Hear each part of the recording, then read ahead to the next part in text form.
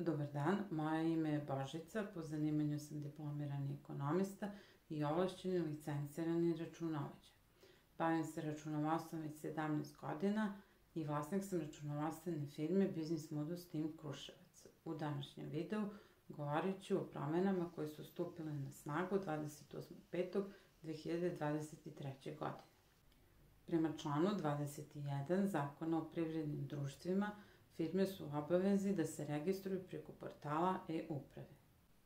Ideja zakonodavca je da se omogući dostava različitih dokumenata od strane državnih organa privrednim subjektima preko jedinstvenog elektronskog sandučeta na portalu e-uprave.